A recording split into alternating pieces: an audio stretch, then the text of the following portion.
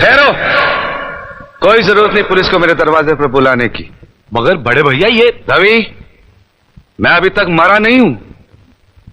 घर की छोटी मोटी उलझने मैं खुद सुलझा सकता हूं। साहब जी ने डांटी है, अभी का अभी डांटी है।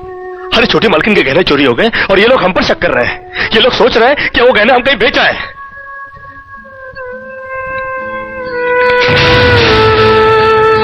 बाकी के रुपए कहां है कृष्णा?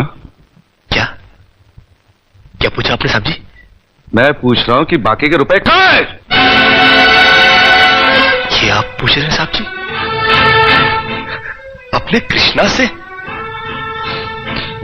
देखो कृष्णा, गलती हर इंसान से होती है। तुम मुझे सही सही बता दो कि गहने तुमने कहां बेचे, मैं तुम्हें कुछ नहीं कहूंगा।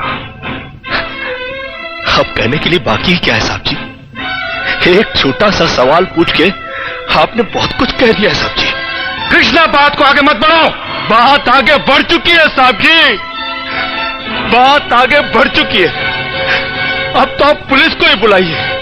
वो जब हमें कुत्ते की तरह मार मार के हमसे पूछेगी ना, अब तो हम तभी बताएंगे कि हम गहने कहां बेच कर आए साहब जी। मत कहो मुझे साहब जी। इसी साहब जी की इज्जत आज तुमने मिट्टी में मिला दी। क्या कुछ नहीं किया था मैंने तुम्हारे लिए, उसका मुझे तुमने ये बतला दिया। अरे भैया ये क्या? अरे हट जाओ ज्योति। जिस दिन मेरी फैक्ट्री जलकर राख हो गई थी और मैं बर्बाद हो गया था, मुझे उतना दुख नहीं हुआ था कृष्णा जितना आज हुआ जब तुमने इस घर में चोरी की है। साहब जी,